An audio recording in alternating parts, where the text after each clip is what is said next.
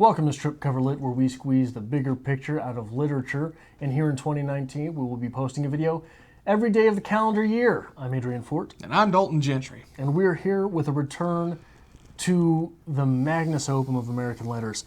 Twilight. Did you say the magnus opum of American letters? I said something like that. I hate you. This is Adrian Magnum Reads... opus? Magnum opus of American letters. Magnus opum? I don't like it. Magnus opium? Maximum opium. I like that one. Magnum opium? Magnum opium. This is Adrian Reads Twilight, chapters 13 through 15 of Stephanie Meyer's Twilight. Oh boy. Here we go again. Magnum opium sounds like it's out of 50 Shades of Grey, not this novel. Maybe we'll read that next. Maybe. It's up for vote. We're halfway through this already. Anyway, what happened in these 3 chapters here? It turns out... Literary glory. It turns Gold! out... It turns out... Fantastic! That vampires sparkle in direct sunlight. Mystery solved.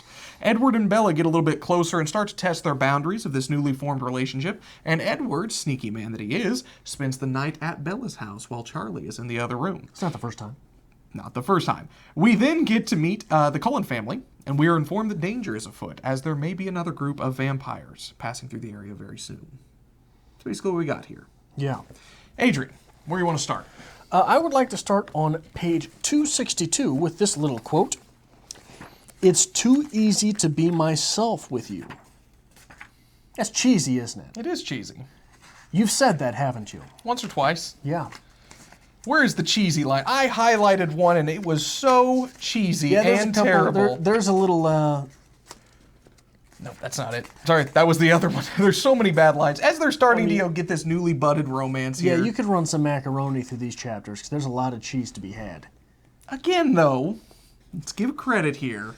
Do you remember your first relationship? Oh, I was a cheesy bastard. You slung these. And it's fair. It went over well. It did go over well. It's fair. It is a realistic approach here. However, Edward's 107 years old. So 107-year-old boy from Chicago. He's supposed to be a little bit over this by now. We do get some good stuff going on here, though. He knows what works. So I guess. Trial and error. Trial and error. So I'm a little disappointed myself here because we are moving through this, and honestly, I think there's some decent stuff in these 3 chapters. I think this is a decent bit. I do some decent stuff. It may be... Come again. It may be that we are also reading Again But Better by Christine Riccio as we're reading this, and I finished the Again But Better reading. I'm like, oh my God, anything else will be fine. No, back it up. What was it before that? There is some good stuff going on here. There's some good lore building going on here with the Cullen family, and I like it. Mark it, page 333, book 1, I win. You don't win. Poland Banana Books lost this for everyone. That is the reason why I was excited for this. Yeah, don't get me wrong. I tried to schedule having teeth removed because I was in so much pain. It was rough. But there is some good stuff going on here because at its core here, although YA literature, this is a fantasy novel. We have vampires here. It's fantasy. An important part of fantasy literature is the idea of lore building, mythos, what's happened before, what made this world the way it is. And we get that in a gorgeous fashion with, how do you pronounce the father's name? Is it Carlisle? Carlisle? Carlisle? I like Carlisle. You go ahead with that. Diddly door. Carlisle? I believe it's Carlisle. I would go with Carlisle. We get Carlisle's backstory here, which honestly is great. That is a damn good story. That is much more interesting than this entire book. Did you jump straight to the end of these chapters? Yes, I did, and that's fine, because we're talking about different points. No, it's a great point here. It's good backstory building. It's showing us this world. You are so excited right now. I found one good thing in here, and I wanted to talk about it. It's been a while. Give it to me. I think that Edward's story is interesting as well. It's fair, and it was a good precursor to this. He was dying of the Spanish flu. It was. That's interesting. But Carlisle's story is absolutely gorgeous, and there's a real story going on there. I like that. And that helps us better see this world. It helps us see where these people are coming from, know a bit of the lore and the mythos behind this, and it gives it a little more meat. Gives it a little bit of oomph behind it. Now, Tolkien was great. Tolkien was a great fantasy writer because the world he built was real. It existed. And this is the first time we've seen Stephanie Meyer starting to dabble in that a little bit. So I will give her credit on that. I like that backstory. It adds a lot to this entire book. But not only that, everyone gets a backstory. Everyone. Not only that, everyone gets a story behind their super duper vampire superpowers. Every vampire has a superpower. That's interesting. I've never read that. It's a new concept in the vampire literature thing here. And there's a lot of different stuff going on here. I've got some highlights. Did you not come up with questions for me this time? No, I didn't. It's your day. Is it my day for questions? Yeah, don't. I'm sorry. I'm sorry. Jesus, man. I watch you sleep at night. I figured that was enough. Well, okay. You're getting close, but what were you complaining about now? 270. The fragrance coming off your skin, I thought it would make me deranged that first day. In that 1 hour, I thought of 100 different ways to lure you from the room with me, to get you alone, and I fought them each back, thinking of my family, what I could do to them. I had to run out to get away before I could speak the words that would make you follow. That is interesting. We are getting some very traditional vampire things going in here. The idea of the luring of the young virginal woman. The idea of, honestly, I could eat you. Plain and simple. I could crush your skull. I could crush your skull. Accidentally. Anyway. By accident. By accident. Anyway, this is unique. This is a new little piece of vampire fiction here, and that's a good thing. Even the sparkling in the sun is a bad thing. Is different, though. It's different. It's not, so, is it ever called sparkling? It's called sort of being evanescent, right? Which, who doesn't remember Evanescence with Absolute Love from the same time period as Twilight coming out? Let's go. But anyway, you're forced to play with the idea of what that might be. Okay. And you're forced to play with the fact that these people, the only liquids they're consuming are blood. Okay. So how does the hydration work there? So is this a very low heat volume? Turning out the moisture from your skin? Like, what's going on there? Because everyone, look, even in these lights, you sparkle a little bit. That's fine. I drink a lot of blood. You wear a lot of glitter. They refer to it as glistening. Perfect statue carved in some unknown stone, smooth like marble, glittering like crystals. So they sparkle. They sparkle in the sunshine. It is different. It is. I'm not a fan of it. I was more into the idea of bringing in some classic vampire lore mixed with these new reserved emotions, where we have someone who is able to control those Vampiric? Vampiric? Is that what I'm going for? Vampiric urges, vampiric primal urges, and make something better of himself. It's interesting. Yeah. Not really for me, but it is interesting, and I'll give her that. You mentioned the young virginal woman. Yes. We get something on a similar level of primacy. And it just struck me through this reading. She's always mesmerized by how he feels like stone. He is always afraid of her scent and what it might do to him. Literally, she likes how hard he is, and he's attracted to her blood. I think it's 278. But his fingers touch my lips lightly, making me shiver again. There are other hungers I don't even understand, that are foreign to me. I mean, that's all about sex. We are getting a lot of examples here of really good early sexual temptation. Examples? Examples. I can't talk today. Examples. Excuse me. Anxiety examples. We're getting a lot of examples Sexual here anxiety of here. Early sexual temptation, which I think is good. It's indicative of young adult literature. These are things these characters would be going through at this age. Did you mean to pun? I didn't mean to pun. These are things that, Bella would be going through at this age, not Edward. He's 100 years old. Did you know why it would have been a pun? Yes, I did. What? Thank you. What? Moving on. What? Moving on. Say it, Dalton. These are good examples of early sexual tension. These are things that are being addressed very subtly, but the reader is knowing what's going on. I think it is a graceful way to approach that. The idea of temptation, the idea of Edward having to basically taking precautions in order just to be around her, the intoxicating scent of her, the constant reference to, I want to sink my fangs into you. Hubba, hubba, hubba, hubba. We get a lot of good things going on. Hubba, hubba, hubba. But anyway, I'm done with the compliments this week. Where do you want to go with this? There was, if we're done with compliments. Oh no. I've got it marked, okay, yeah. On 282, not the way a man might hesitate, but this is right as they're going to kiss. He hesitated, not in the normal way, the human way. Not in the way, and this is its own paragraph, not in the way a man might hesitate before he kissed a woman to gauge her reaction, to see how he would be received. Perhaps he would hesitate to prolong the moment, that ideal moment of anticipation. Sometimes is better than the kiss itself. That is a paragraph which feels like third person. Okay. Because this is a 17-year-old girl saying he hesitated, not in the way a man might hesitate before he kissed a woman, to gauge her reaction, say, to see how he would be received. You know, that sounds way beyond a 17-year-old to say. It does. Right? That is way beyond a 17-year-old's experience. Linguistic dexterity. Experience, okay. I was going to say. So yeah, that was a bad moment. All right. There is also the moment where Bella is getting ready to leave to see the Cullens, and she comes out in a khaki skirt, and Edward basically shoots his wad.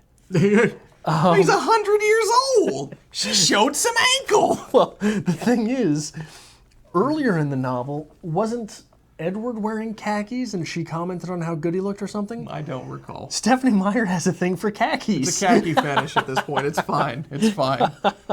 I don't like the idea of, the new group of vampires coming to town. If we are halfway through this book, we are more than halfway through this book. Dalton, you're absolutely radiant right now. Am I? You're enjoying yourself. Am I sparkling? I've turned you. You're welcome. We're halfway through this book. We've made it this far, building off this romance, this character development, what's going on between these two, possible love triangle between Jacob, Edward, and Bella. It seems a little bit like Stephanie Meyer's is running out of things to talk about. She's like, I gotta do something. Let's move the plot forward with some action.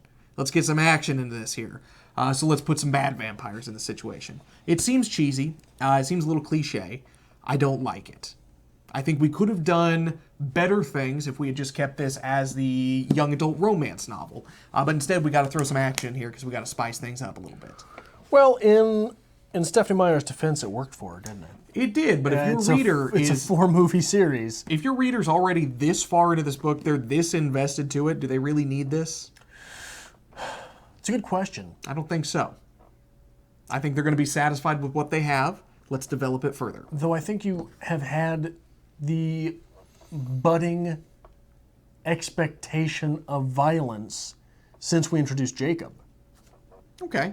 There's some tension. Yeah, so I think that having a payoff there may not be necessary, but I don't think that it subtracts from the story. Okay.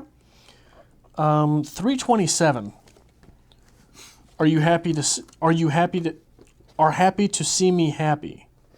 Actually, Esme wouldn't care if are happy to see me happy. Actually, Esme wouldn't care if you had a third eye and webbed feet. All this time she's been worried about me, afraid that there was something missing from my essential makeup, that I was too young when Carlisle changed me. She's ecstatic. Every time I touch you, she just about chokes with satisfaction. Alice seems very enthusiastic. Alice has her own way of looking at things, Edward said through tight lips. This is a funny guy. Okay. Edward's a funny guy. He might be too funny to take place in real time, but that is the joy of literature. He's 1900 Chicago funny, though, that's for sure. What's that mean? It's a little more subtle. What do you mean? Just go with it. I don't get it. He's not funny. I don't like his sense of humor. He's funny. That's a funny guy. Okay. There was another really funny part here. And the funny part when he shoots his wad when she's dressed in an ankle dress. He said, "You look too good." It's a long khaki skirt, okay? The band's from the 1900s. You can't blame him. I'm just saying it's a funny guy. Whatever you say on that. When we're getting into the lore that you talked about, when the pastor grew old, he placed his obedient son in charge of the raids. At first, Carlisle was a disappointment. He was not quick to accuse, to see demons where they did not exist. But he was persistent and more clever than his father. He actually discovered a coven of true vampires that lived hidden in the sewers of the city, only coming out by night to hunt. In those days, they were monsters, not just myths and legends. That was the way that many lived, which is interesting. That in the day with more science, the real monsters get to walk among us.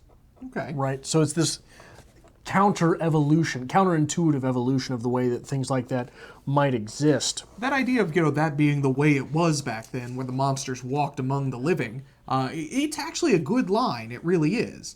That idea has always been there, because you get the literature, you get the vampire fiction, but to say, that's actually the way it was back in the good old days. I like it. It's not bad. The lore building here is good. If I may also continue with a little bit of lore building, the idea that Alice does not recall her transformation into a vampire is fascinating. Would you read that book? I'd read that book. I would. Would you read Carlyle's book? I would absolutely read Carlyle's book. Would you read the book of the Spanish flu through which Edward got his transformation? Possibly. I'd go with that. But here's the thing. We don't have that book. We got the love interest between 100-year-old Edward and 17-year-old Bella in her, ankle-high khakis.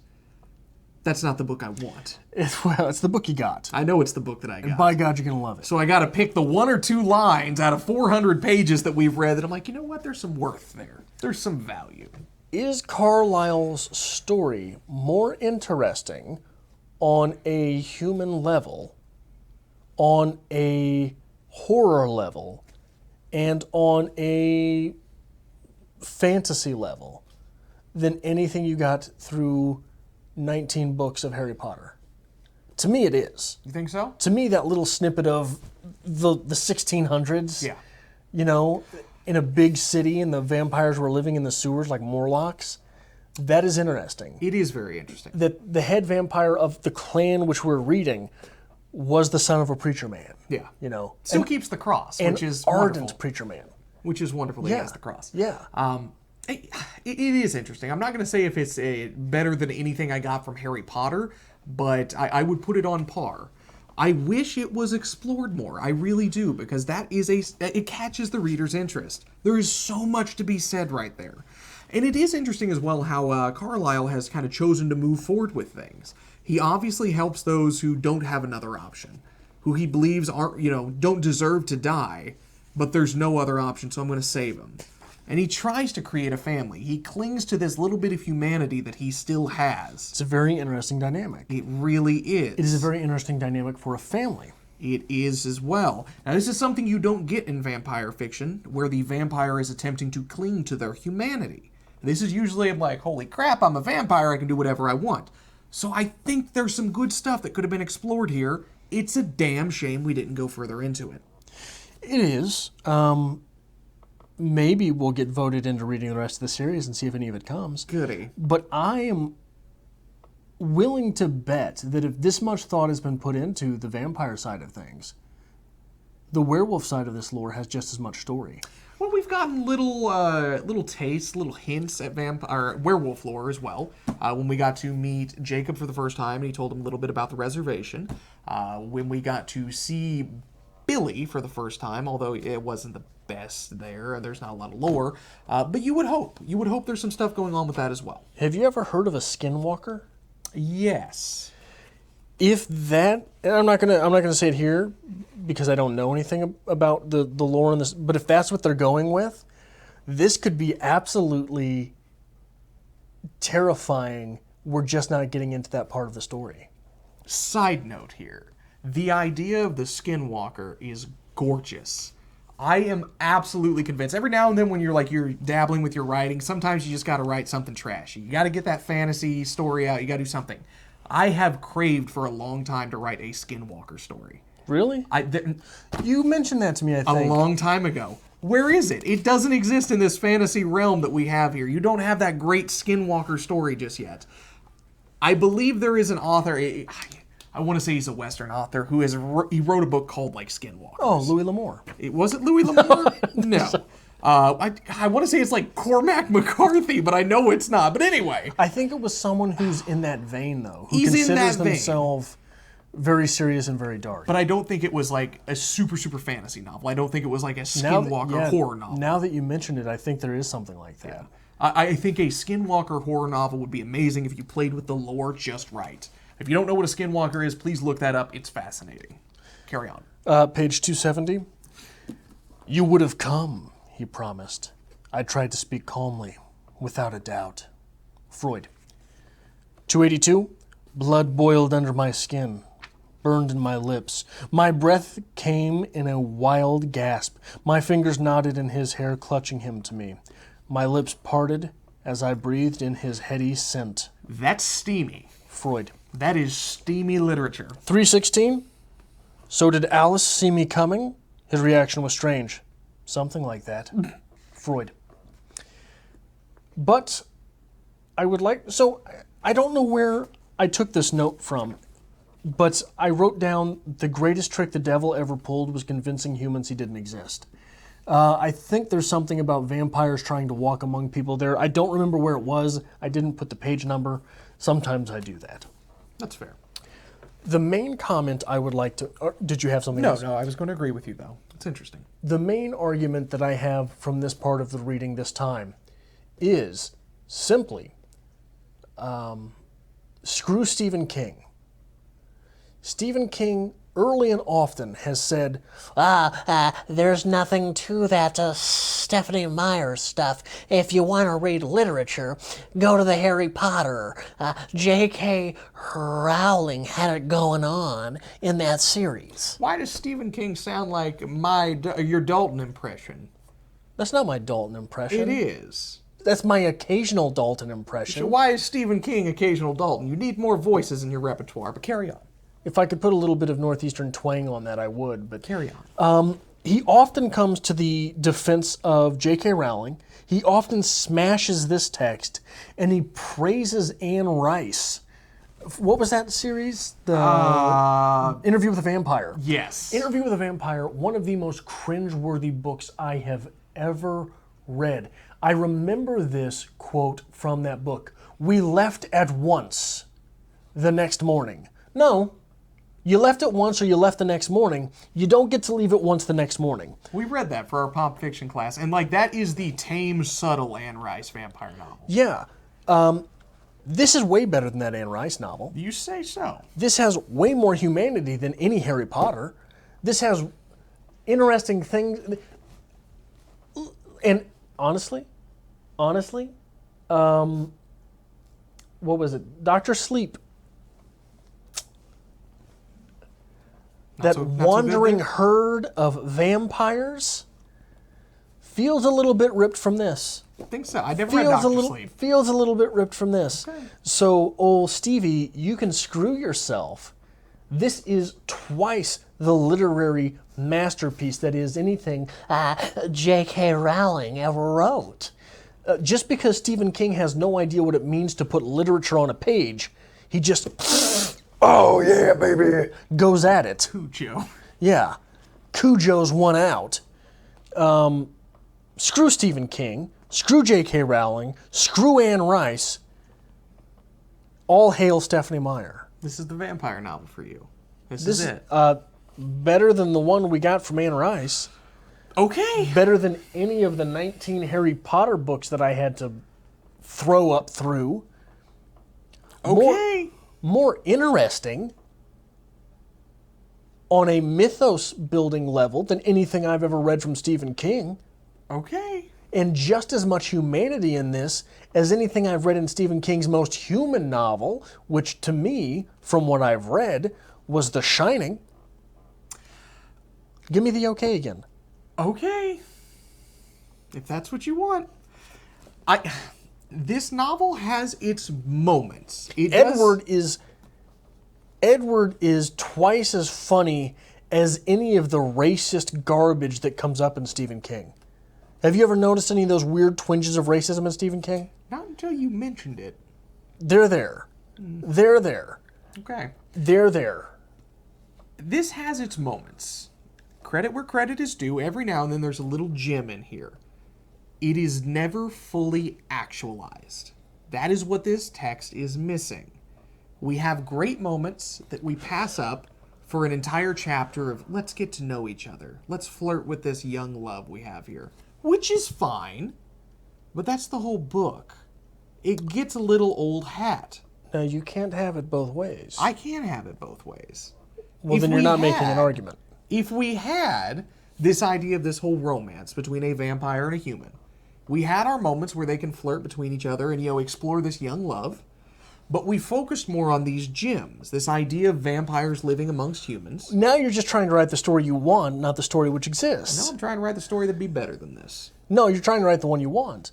Now, obviously, this worked for quite a few people. Yes, it did. It was a popular text.